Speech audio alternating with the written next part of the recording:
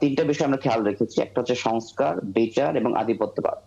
এই তিনটাকে সাথে রেখে আমাদের কাছে মনে হয়েছে জামাতের যেই ৮ দলীয় জোট, এখন ১০ দলীয় জোট, সেটা মোর আমাদের জন্য কনভিনিয়েন্ট। আমরা এটা যে ভুলে যাই আরকি। নির্বাচনের জোট মানে এটা নয় যে আসলে আদর্শের একটা মিল দলগুলোর মধ্যে। আমরা এখনো অফিসিয়ালি কিন্তু জামাতের যেই জোটটা এখন ১০ দলীয় জোট, সেখানে আমরা যোগ দেইনি। এর অন্যতম বড় কারণ হচ্ছে সেই ১০ দলীয় জোট থেকে আমাদের মাত্র ৩ টি আসনের ব্যাপারে আম প্রস্তাব দেওয়া হয়েছিল। সেটা আমরা নিজেদের মধ্যে আলোচনা করেছি। সরকারের দায়িত্বশীল যারা আছেন এসব ক্ষেত্রে, বিশেষ করে মাঠ প্রশাসনে যারা কাজ করছেন, তাদের সহ নির্বাচনী কর্মকর্তা এবং রাজনৈতিক দল প্রত্যেকেরই এখন থেকে আসলে প্রতিটা মুহূর্তে যার যার অবস্থান থেকে দায়িত্বশীল ভূমিকা পালন করতে হবে। না হলে আসলে এই নির্বাচনটা বিঘ্নিত হওয়ার যে আশঙ্কাটা মানুষের মধ্যে কেউ কেউ করছেন, সেই আশঙ্কাটা বাস্তবে রূপ নেবে। তো আমরা মনে করি যে নির্বাচনে যারা স্টেক হোল্ডার আছেন বা নির্বাচনে যারা দায়িত্বে আছেন, তারা যার যার জায়গা থেকে যদি তাদের কাজটা ঠিকঠাক মতো পালন করেন, তাহলে আজকে যেরকম একটা উৎসবমুখর আমরা পরিবেশ দেখেছি, পরবর্তী দিনগুলোতে এই উৎসবের আমেজটা বজায় থাকবে এবং আমরা আসলে সত্যিকার অর্থে একটা উৎসবমুখর নির্বাচন দেখতে পাবো। জি, আমি যদি একটু অতিথিদের কাছে যাই, শহীদুদ্দিন মাহমুদ স্বপন, বিএনপির সঙ্গে জোটের সম্ভাবনা কি এখনো আছে আপনাদের? আপনারা ৩০০ আসনে প্রার্থী দিয়েছেন আজকে। অন্যান্য দলগুলো যখন জামাত ইসলাম সহ তাদের জোটের দলের সংখ্যা বাড়াচ্ছে, বিএনপিও নিশ্চয়ই চেষ্টা করছে। বিএনপিও সেই রাস্তাটা বন্ধ করে দিয়েছে কিনা সেটি একটু জানতে চাই, বা আপনাদের দিক থেকেও দরজা বন্ধ করে দিয়েছেন কিনা। হ্যাঁ, ধন্যবাদ। আপনি প্রাসঙ্গিক একটি বিষয়ে কথা বলার জন্য বলেছেন।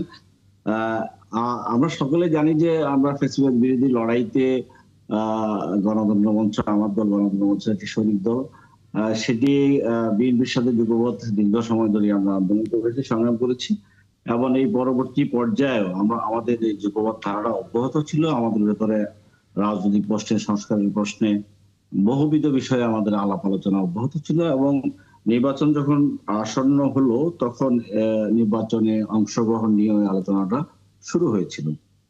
তো শুরু হওয়ার প্রেক্ষিতে যেটি ঘটলো আপনারা যদি দেখেছেন, সেটি তো আসলে বাংলাদেশের রাজনীতিতে একদম অস্বাভাবিক একটি ঘটনা ঘটলো যে বিএনপির পক্ষ থেকে আমাদের শরিকদের প্রত্যাশিত ছিল না, আমরা এটা চাইনি। 10 মাস বা 11 মাস আগে দেখেছেন যে প্রত্যেকটি দলের গুরুত্বপূর্ণ নেতৃত্ব যারা আছেন তাদের আসনে একটি চিঠি দেওয়া হয়েছিল যে এই ফ্যাসিবাদ বিরোধী লড়াই এই গুরুত্বপূর্ণ অংশীজনের সাংগঠনিক তার নির্বাচনী এলাকায় কর্মকাণ্ডে যেন সহযোগিতা করা হয়। এটি বিএনপির নিজস্ব একটি কাজ, কিন্তু এর মধ্য দিয়ে সেই নির্বাচনী এলাকায় এক ধরনের কি একটি সাধারণ মানুষের ভেতরে একটি বিষয় তৈরি হয়েছিল বোধহয় এই দুটি দল বা এই একসাথে সমঝোতার একটা নির্বাচন হবে, সে আলোচনাটা হয়েছিল।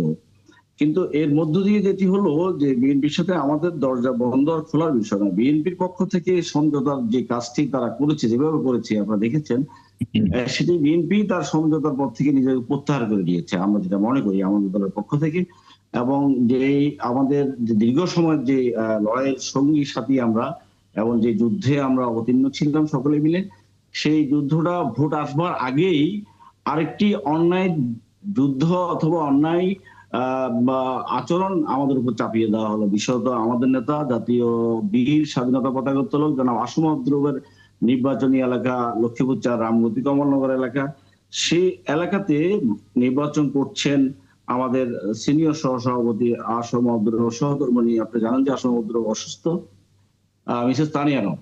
আমরা দেখলাম যে নির্বাচনী আলোচনা শুরু হওয়ার প্রাককালেই সেখানে বিএনপির যিনি প্রার্থী হওয়ার আশা করছিলেন বা এই আসনটি খালি ছিল, আপনারা জানেন যে বিএনপির পক্ষ থেকে এই আসনের প্রার্থী ঘোষণা করা হয়নি, সেখানে আমাদের দলের নেতা কর্মীদের উপরে একটি সাঁড়াশি আক্রমণ শুরু হলো। আমি এই চলতি মাসের 8 তারিখ এবং 10 তারিখ দুটো জনসভা সেখানে আমি উপস্থিত ছিলাম এবং জনসভাগুলোকে পণ্ড করবার জন্য বিভিন্ন হাটে বাজারে আমাদের দলীয় অফিসকে ভাঙচুর করা থেকে শুরু করি হ্যান কোনো কাজ হয়নি যেটি বাংলাদেশের অন্য কোনো এলাকা হয়নি। এটা ভয়াবহ চিত্র ফুটে উঠছে।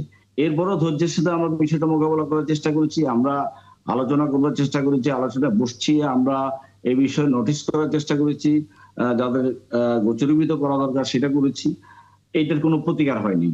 শেষ যে আসন সমঝোতার আলোচনাটি হচ্ছে, সত্যিকার অর্থে হ্যাঁ আমাদের সাথে আসন আলোচনাটা হয়েছে এবং আমাদের কাঙ্ক্ষিত আসন বিষয়ে সমঝোতা মানিত আমরা কোনো জোট ছিলাম না, আমরা যুগপৎ ধারায় ছিলাম।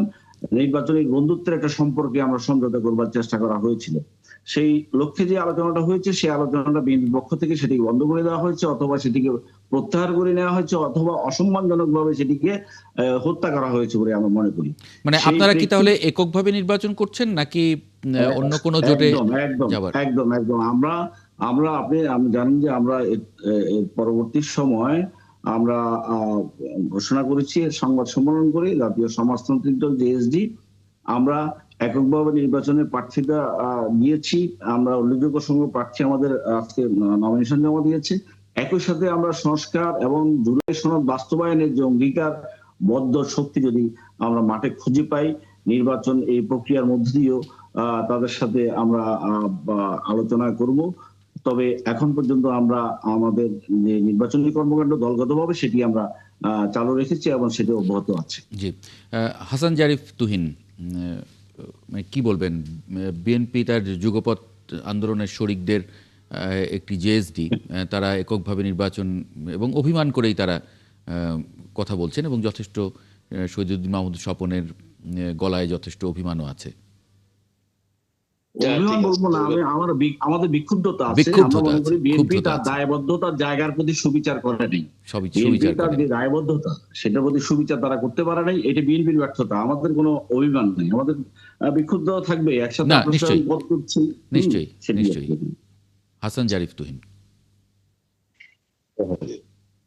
আসলে একটা জিনিস খেয়াল করতে হবে আপনাদের, ভবিষ্যৎ না এই জোটে একসাথে জোট হলে তারা জোটের মূল যে দল তাদের প্রতীক করবে না। এটা আমাদের দল বা আমরা যেটা চিন্তা করেছি যে এবারে নির্বাচন যেহেতু একটু কঠিন হবে এবং কম্পিটিটিভ হবে, এটা আমরা সবাই প্রত্যাশা করছি। আমরা একতরফাভাবে কোথাও জিতে যাব আমাদের দলের প্রধান তারেক রহমান সাহেব একবারও বলেননি, বরঞ্চ উনি বারবার বলেছেন নির্বাচনটি কঠিন হবে।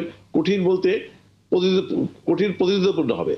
সেখানে আমাদের যারা শরিক রয়েছেন তারা দীর্ঘদিনে আমাদের সাথে আন্দোলন সংগ্রাম করেছে, তাদের ভূমিকা রয়েছে এবং আমাদের দুর্দিনে তারা আমাদের পাশে ছিলেন।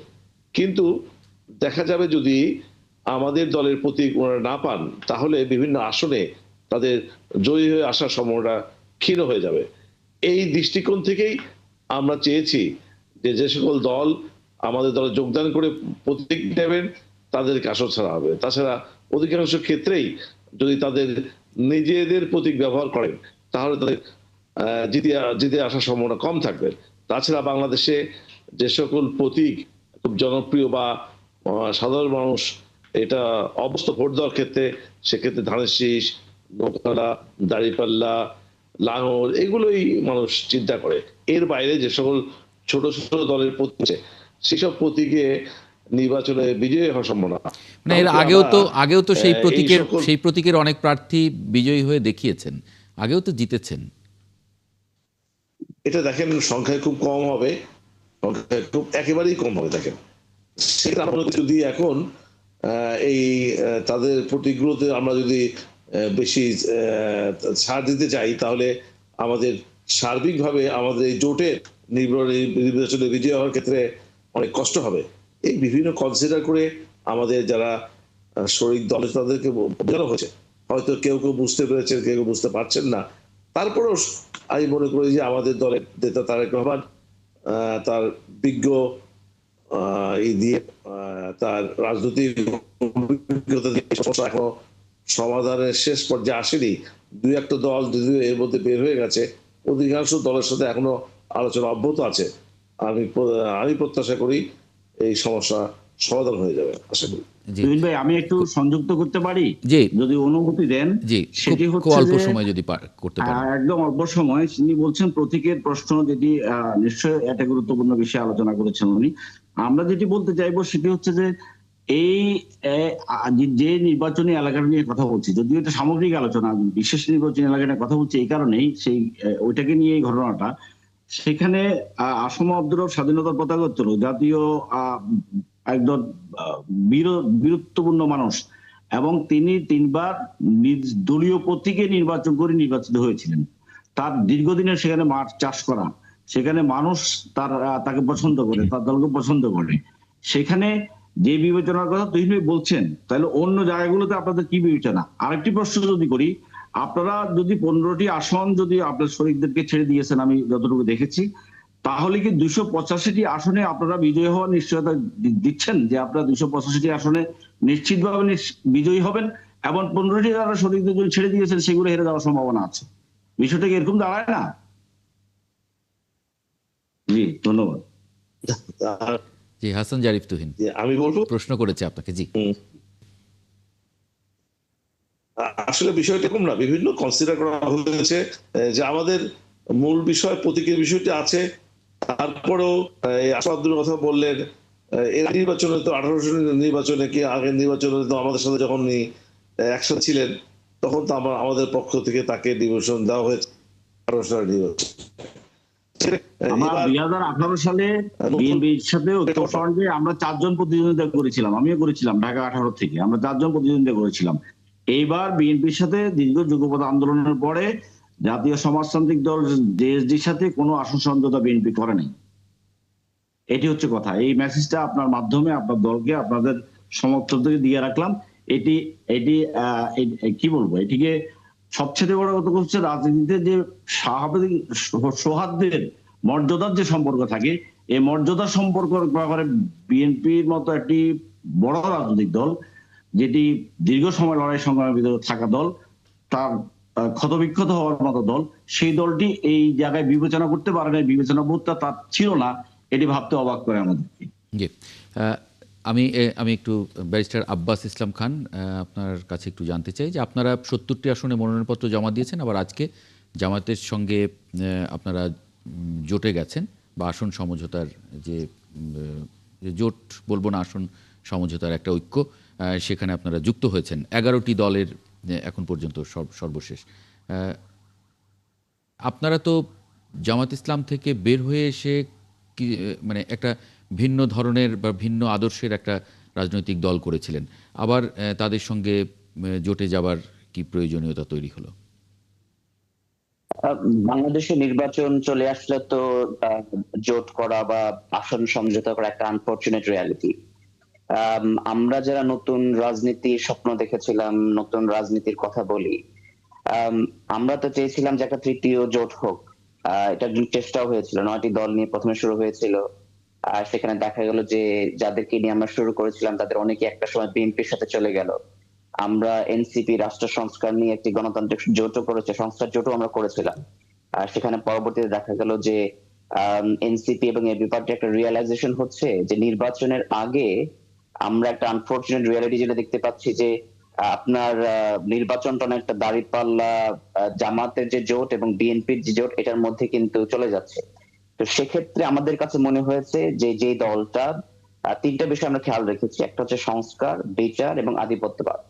এই 3টাকে সাথে রেখে আমাদের কাছে মনে হয়েছে জামাতের যেই 8 দলীয় জোট, এখন 10 দলীয় জোট, সেটা মোর আমাদের জন্য কনভিনিয়েন্ট। আমরা এটা যে ভুলে যাই আর কি, নির্বাচনের জোট মানে এটা নয় যে আসলে আদর্শের একটা মিল দলগুলোর মধ্যে। যেমন জামাত হচ্ছে একটা ধর্মভিত্তিক দল, আমরা শুরুতেই বলেছি আমরা কোনো ধর্মভিত্তিক দল নয়। আর কিন্তু ওই 3টা বিষয়তে আমাদের মধ্যে একমত রয়েছে। আমরা সেটাকেই মনে করেছি জুলাইটাকে আমরা কোনো মতে বাংলাদেশ থেকে যেন সরে না যায় সেটা আমরা চেষ্টা করব। আমরা সংস্কার দাবিটা যেন সরে না যায় সেটার জন্য চেষ্টা করব। সেটার জন্য জামাতকে আমাদের মোস্ট সুইটেবল মনে হয়েছে। তবে আমরা এখনো অফিসিয়ালি কিন্তু জামাতের যেই জোটটা এখন 10 দলীয় জোট, সেখানে আমরা যোগ দেইনি। এর অন্যতম বড় কারণ হচ্ছে সেই 10 দলীয় জোট থেকে আমাদের মাত্র 3টি আসনের ব্যাপারে প্রস্তাব দেওয়া হয়েছিল, সেটা আমরা নিজেদের মধ্যে আলোচনা করেছি। আমরা মনে করেছি যে আগামী নির্বাচনটা 2টা বিষয় খুব বেশি ইম্পর্টেন্ট, একটা হচ্ছে সংস্কার আর একটা হচ্ছে সংবিধান সংশোধন। সেইটাকে মাথায় রেখে আগামী সংসদে আমাদের কম্পিটেন্ট কিছু মানুষ প্রয়োজন, যারা সংস্কার নিয়ে কথা বলতে পারবে, যারা সংবিধান সংশোধন নিয়ে কথা বলতে পারবে। সেই জায়গাটাকে আমরা এবি পার্টি থেকে আমরা ফোকাস করেছিলাম কম্পিটেন্ট, যোগ্য এবং সামর্থ্যবান যারা ক্যান্ডিডেট রয়েছে তাদের ব্যাপারে। তো সেখানে তারা 3টে পর্যন্ত এগ্রি হয়েছে, আরো 15টা আসন নিয়ে আমরা তাদের সাথে এখন নেগোসিয়েশনে আছি, আলোচনায় আছি। সে কারণে অফিসিয়ালি সেই জোটটা এখনো হয়নি বা আমাদের অফিসিয়াল সমঝোতা এখনো আসেনি। বাট আমরা বিশ্বাস করি যে এই অ্যালায়েন্সটা জামাতের সাথে আমাদের হবে, জামাতের নেতৃত্বে যে 10 দলীয় জোট। কারণ এই জিনিসটা আমরা বারবার বলছি, সংস্কার বিচার এবং আধিপত্যবাদ, এই তিনটাকে সামনে রেখে এই জোটটাকে আমাদেরকে মনে হয়েছে অনেক বেশি আমাদের সাথে কাছাকাছি। আচ্ছা, ব্যারিস্টার ডক্টর নাজিব মোমেন, ইসলামী আন্দোলন বাংলাদেশ 300 আসনে প্রার্থী দিয়েছে, এবি পার্টি দিয়েছে 70টি আসনে, এনসিপি 25টি আসনে মনোনয়ন দিয়েছে। আর আপনাদের প্রার্থীরা তো আছে, বিভিন্ন জায়গা থেকে আপনাদের প্রার্থীদেরকে উইথড্র করা হচ্ছে যেখানে যেখানে সমঝোতা হচ্ছে। জামায়াতের এই যে জোট বা সমঝোতা, সেটা আসলে কঠিন হয়ে পড়ছে কিনা, মানে একেবারে শেষ দিন পর্যন্ত ফিক্সড ফাইনাল হয়নি, যেরকম আব্বাস ইসলাম খানও বলছিলেন, এটা কঠিন হয়ে যাচ্ছে কিনা? না না, আমি মনে করি না কঠিন হচ্ছে, কারণ এখনো মনোনয়নপত্র প্রত্যাহার করার সময় রয়েছে। তার আগে একটা সমঝোতা হলে বিষয়টা সুন্দর সুরাহা হবে। আর এটা আসলে তো সেভাবে জোট না, এটা হলো নির্বাচনী একটা সমঝোতার মতো। সমঝোতা যদি হয়, জেন্টলম্যান এগ্রিমেন্ট, সেখানে আপনার আমাদের প্রার্থীদেরকে আমরা প্রত্যাহার করব। আর যদি সমঝোতা না হয়, সেক্ষেত্রে সিটগুলো ওপেন থাকবে। তো এক্ষেত্রে যেটা বলবো সেক্ষেত্রে এটা হলো, এখানে যারা নির্বাচনে অংশগ্রহণ করছে সবাই কিন্তু ফ্যাসিবাদ বিরোধী যে বৃহত্তর ঐক্য ছিল সেটার একটা পার্ট। তো সেখানে গণতান্ত্রিক একটা পরিবেশে হেলদি ডেমোক্রেটিক নর্মসের আন্ডারে যদি সেরকম কম্পিটিটিভ ইলেকশন হয়, এক্ষেত্রে আমি মনে করি না কোনো সমস্যা আছে।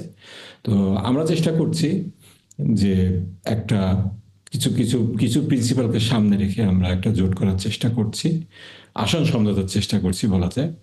এটা আশা করছি, আমরা আশাবাদী যে এক্ষেত্রে আমাদের শেষ পর্যন্ত একটা সমঝোতা হবে, সমস্যা হবে না ইনশাআল্লাহ।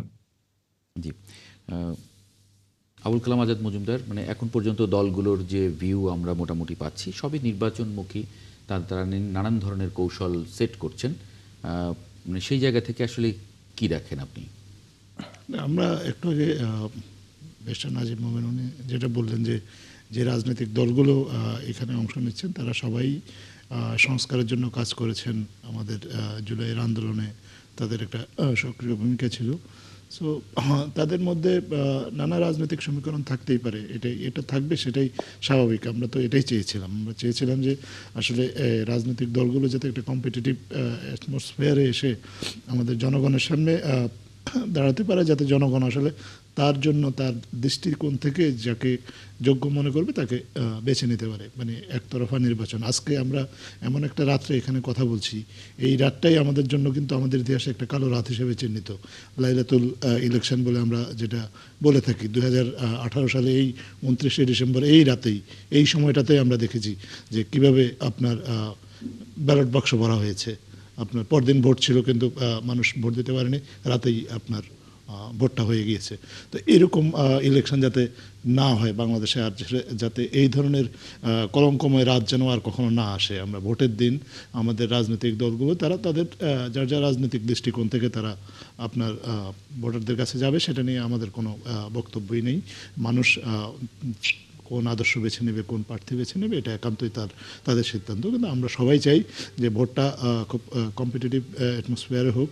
আমাদের বাংলাদেশকে যারা ভালোবাসেন, বাংলাদেশে একটা সুন্দর সমৃদ্ধ ভবিষ্যৎ যারা দেখতে চান, তারা বাংলাদেশের মানুষের কাছে যাবেন, বাংলাদেশের মানুষের কাছে ভোট চাইবেন, তারপর বাংলাদেশের মানুষ তাদের পছন্দসই প্রার্থী বেছে নেবেন। এটাই হচ্ছে নাগরিক হিসেবে বলেন বা সরকারের একজন কর্মী হিসেবেও আমাদের সবার আসলে এটাই আসলে সবচেয়ে বড় চাওয়া। আজকে এইরকম 2018 সালের আজকের রাতে যে ঘটনা ঘটেছে, আমাদের সবার একটা অঙ্গীকার থাকুক ভবিষ্যতে আমাদের দেশের রাজনীতিতে এ ধরনের কলঙ্কময় সময় যেন আর কখনো ফিরে না আসে।